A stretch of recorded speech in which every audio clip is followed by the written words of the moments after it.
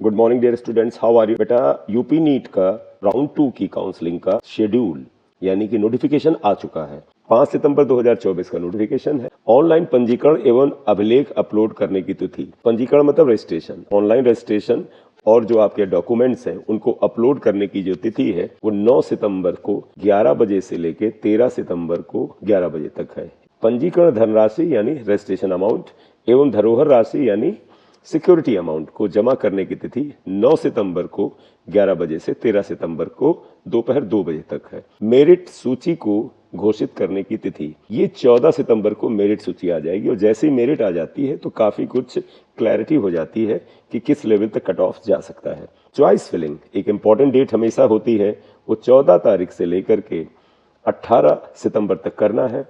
14 तारीख की शाम 5 बजे स्टार्ट होगा और 18 सितंबर की मॉर्निंग में 11 बजे तक ये रहेगा। 4 दिन का टाइम चॉइस फिलिंग का है, तो कृपया आप लोग चॉइस फिलिंग के डेज याद रखें।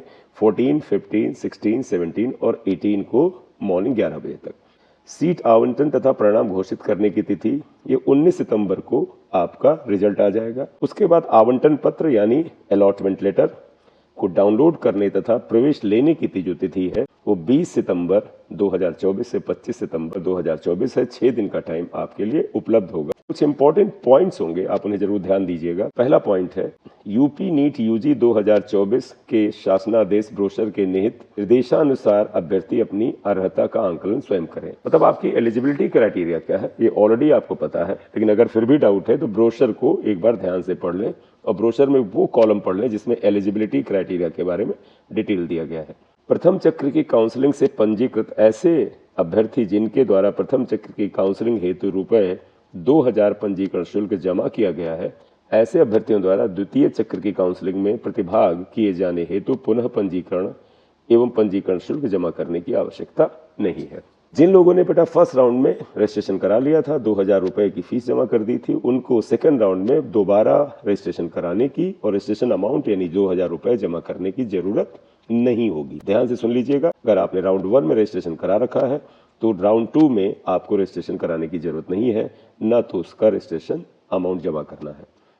ऐसे अभ्यर्थी जिन्होंने प्रथम चक्र की काउंसलिंग में पंजीकरण तो कर लिया है किंतु पंजीकरण शुल्क एवं सिक्योरिटी धनराशि नहीं जमा कर सके हैं। आप में से बेटा कई स्टूडेंट्स के साथ ये हुआ था कि उन्होंने फर्स्ट राउंड की काउंसलिंग में रजिस्ट्रेशन तो कर लिया था, लेकिन आप रजिस्ट्रेशन की फीस जो 2000 रुपए है और जो सिक्योरिटी अमाउंट जो था, क्योंकि डिफरेंट केसेस में 30,000 से 2 लाख के बीच है, वो आप नहीं जमा कर पाए थे। तो निश्चित रूप से आप उस राउंड की काउंसलिंग में चॉइस फिलिंग का मौका नहीं पाए होंगे, लेकिन आपने रजिस्ट्रेशन करा लिया था और रजिस्ट्रेशन अमाउंट और सिक्योरिटी मनी नहीं जमा कर पाए थे। ऐसे विद्यार्थी द्वितीय चक्र की काउंसलिंग में निर्धारित तिथियों में पंजीकरण शुल्क एवं सिक्योरिटी धनराशि जमा करते हुए प्रतिभाग कर सकते हैं। आपने बेटा राउंड 1 में रजिस्ट्रेशन कराया, लेकिन आपने रजिस्ट्रेशन अमाउंट जमा नहीं किया या आपसे जमा नहीं हुई, सिक्योरिटी मनी भी आपने नहीं जमा किया था, तो अब आप राउंड 2 में अपनी सिक्योरिटी मनी को और रजिस्ट्रेशन अमाउंट को उन दिनों में जिन दिनों में ये डेट्स दी गई हैं जाके जमा कर सकते हैं। द्वितीय चक्र की काउंसलिंग हेतु प्रतिभाग करने वाले ऐसे अभ्यर्थी जिन्होंने प्रथम चक्र की काउंसलिंग में पंजीकरण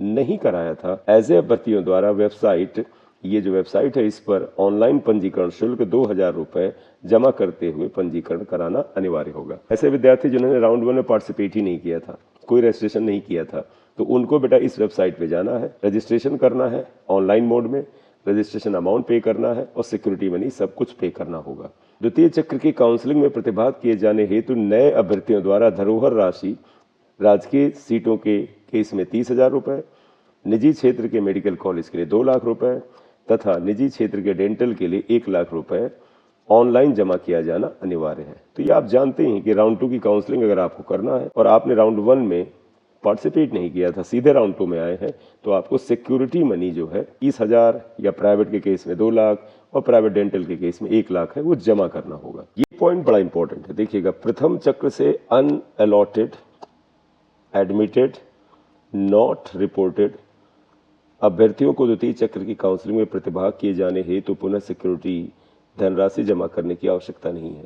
यानी आप में से कुछ ऐसे स्टूडेंट होंगे जिनको फर्स्ट राउंड में कोई सीट अलॉट ही नहीं हुई है, जिन्होंने एडमिशन ले लिया है जाके कॉलेज में, यानी उनको सीट मिली थी, उन्होंने कॉलेज में जाके एडमिशन ले लिया है, और तीसरे वो जिन्हें सीट मिली लेकिन उन्होंने रिपोर्ट नहीं किया है। ऐसे अभ्यर्थियों को द्वितीय चक्र की काउंसलिंग में प्रतिभाग किए जाने हेतु पुनः सिक्योरिटी धनराशि जमा करने की आवश्यकता नहीं है। ये विद्यार्थी जो है वो दोबारा सिक्योरिटी मनी नहीं जमा करेंगे। सिक्योरिटी मनी आपने राउंड 1 में जमा किया था, वही आपकी कंटिन्यू रहेगी। चॉइस फिलिंग के लिए वही अभ्यर्थी अर्ह यानी पात्र होंगे जिनके मूल अभिलेखों का ऑनलाइन सत्यापन हो चुका होगा एवं जिन्होंने धरोहर राशि यानी सिक्योरिटी मनी जमा की होगी। तो चॉइस फिलिंग बेटा वही विद्यार्थी कर पाएंगे जिनके डॉक्यूमेंट्स जो अपलोड हुए हैं उनका वेरिफिकेशन हो चुका है और दूसरा उन्होंने सिक्योरिटी मनी जमा की है।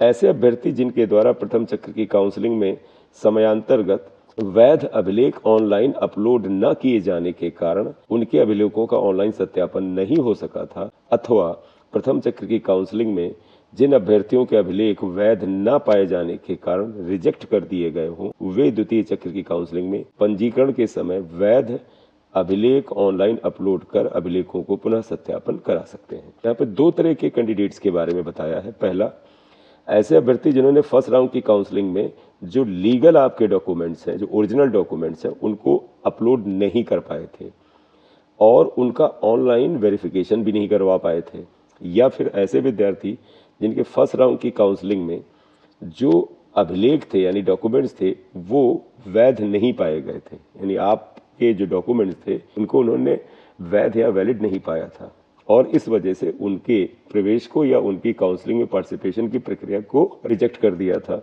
वे विद्यार्थी द्वितीय चक्र की काउंसलिंग में पुनः पंजीकरण कराएंगे और उस समय जो वैलिड यानी वैध डॉक्यूमेंट होंगे उनको ऑनलाइन अपलोड करेंगे और सत्यापित कराएंगे। मैं फिर से बता दूं, आप में से कुछ ऐसे स्टूडेंट्स रहे होंगे जिनके online verification of the document नहीं हो पाया होगा राउंड 1 में। साथ ही साथ कुछ ऐसे विद्यार्थी होंगे जिनके डॉक्यूमेंट्स को उन्होंने अपने नॉर्म से वैध यानी लीगल नहीं पाया होगा। वो दोबारा पार्टिसिपेट करें, पंजीकरण के टाइम में यानी रजिस्ट्रेशन के टाइम में वो ओरिजिनल डॉक्यूमेंट्स को ओरिजिनल डॉक्यूमेंट्स को फिर से अपलोड करके वेरीफाई कराएं। यूपी नीट यूजी की विवरण पुत्रिका यानी ब्रोशर में इससे रिलेटेड सारी इंपॉर्टेंट जानकारियां डिटेल में दी गई हैं। इस वेबसाइट पर जाकर के आप सारी जानकारी ले सकते हैं। काउंसलिंग में कोई प्रॉब्लम हो रही हो तो आप इन मोबाइल नंबर्स पर, हेल्पलाइन नंबर्स पर कांटेक्ट कर सकते हैं। तो ये बेटा जो था यूपी नीट की राउंड 2 की काउंसलिंग का जो डिटेल नोटिफिकेशन था, इंपॉर्टेंट डेट्स का नोटिफिकेशन था, ये मैंने आपको हिंदी में बताया। आप ऐसे कुछ स्टूडेंट्स इंग्लिश वर्जन में इस नोटिफिकेशन को देखना चाहते हैं तो वो भी मैं आपके सामने रख दूं। सेम इंफॉर्मेशन बेटा इंग्लिश लैंग्वेज में है। Date of online registration and upload of document 9 सितंबर से 13 सितंबर को होना है। इसके साथ ही date of deposition of the registration and security amount और रजिस्ट्रेशन अमाउंट को जमा करने की जो डेट्स हैं वो भी बेटा 9 से 13 सितंबर के बीच में है। बस 13 सितंबर को ये काम आप 2 बजे दोपहर तक कर सकते हैं। मेरिट लिस्ट डिक्लेरेशन 14 सितंबर को हो जाएगा। Date of online choice filling, फिर आपको चॉइस फिलिंग का जो मौका मिलेगा ऑनलाइन ही करना है, वो 14 से 18 के बीच करना होगा। Date of allotment result declaration यानी आपका रिजल्ट ऑफ राउंड 2 19 सितंबर को डिक्लेयर हो जाएगा। Date of downloading the allotment letter and admission, इसके बाद अलॉटमेंट लेटर को आपको डाउनलोड करना है और एडमिशन की प्रक्रिया को उस कॉलेज में जाके करना है। इसके लिए आपको 6 दिन का टाइम है, 20 सितंबर से 25 सितंबर के बीच आपको पहुंच जाना है। कुछ इंपॉर्टेंट पॉइंट्स को आप पढ़ लीजिएगा। पहला point, candidate should access their eligibility themselves as per the instructions contained in government order or brochure of the UP NEET UG 2024। आपको अपनी एलिजिबिलिटी क्राइटेरिया चेक करनी है तो जो ओरिजिनल ब्रोशर है वो अपलोड किया है वेबसाइट पर, आप वहां से सारे इंपॉर्टेंट तथ्य पढ़ सकते हैं। सेकेंड पॉइंट है, candidates registered for the first round of the counselling who have deposited ₹2,000 registration fees for the first round of the counseling are not required to register or deposit the registration fees to participate in the second cycle of the counseling। तो आप में से जिन students ने round 1 में ही registration करा लिया था वहाँ पर रजिस्ट्रेशन का 2000 अमाउंट भी अगर भर दिया था तो आपको राउंड 2 में दोबारा रजिस्ट्रेशन नहीं कराना है और आपको दोबारा फीस भी 2000 रुपये वाली नहीं जमा करनी है। नेक्स्ट पॉइंट आप देखिए, such candidates who have registered in the first round of the counselling, यानी ऐसे विद्यार्थी जो राउंड 1 की काउंसलिंग में रजिस्टर्ड हुए थे but not deposit the registration fees and security amount, लेकिन किसी वजह से आपने फर्स्ट राउंड की काउंसलिंग में रजिस्ट्रेशन अमाउंट और सिक्योरिटी मनी नहीं जमा किया था, they can participate in the second round of the counselling by depositing the registration fees and security amount on the scheduled dates. आप में से कुछ विद्यार्थियों ने राउंड 1 में बेटा रजिस्ट्रेशन कराया होगा, लेकिन वो रजिस्ट्रेशन की फीस या सिक्योरिटी मनी नहीं जमा करा पाए होंगे, तो आपको बेटा काउंसलिंग के चॉइस फिलिंग के राउंड में मौका नहीं मिला होगा। तो केवल आप रजिस्ट्रेशन फीस और सिक्योरिटी मनी जमा कर देंगे और फिर आपको चॉइस फिलिंग का मौका मिलेगा। नेक्स्ट है those candidates who are participating in the second round of the counselling and have not registered in the first round of the counselling, it will be mandatory for them to register themselves by paying the 2000 on the website this। तो जो बच्चे आप में से बेटा round 1 में counselling में participate ही नहीं किए थे यूपी नीट की, वो सीधे डायरेक्ट सेकंड राउंड में पार्टिसिपेट करना चाहते हैं, तो आपको 2000 का रजिस्ट्रेशन अमाउंट जमा करना होगा और इस वेबसाइट पे जाकर के रजिस्ट्रेशन कराना होगा। To participate in the second round of the counselling it is mandatory for the new candidates to deposit the security amount of 30,000 in case of government MBBS, 2 lakhs in case of the private medical college MBBS and 1 lakh in case of the private dental college। तो आपको बेटा security money भी जमा करनी है round 2 की counselling के लिए अगर आप सीधे इसमें पार्टिसिपेट कर रहे हैं। अमाउंट आपको पता है कि प्राइवेट के लिए ये 2 लाख, प्राइवेट BDS के लिए 1 लाख और गवर्नमेंट MBBS और BDS के लिए ये फीस 30,000 रुपये है। अनअलॉटेड admitted not reported candidates from the first round need not to deposit the security amount again to participate in the second round of counseling। ऐसे स्टूडेंट जो बेटा राउंड 1 की काउंसलिंग में अनअलॉटेड रह गए, यानी जिनको सीट अलॉट हुई ही नहीं, एडमिटेड थे और नॉट रिपोर्टेड, या ऐसे स्टूडेंट जिन्होंने रिपोर्टिंग ही नहीं की, सेंटर पर गए ही नहीं, रिपोर्टिंग ही नहीं की, from the first round need not to deposit the security amount again to participate in the second round of the counseling।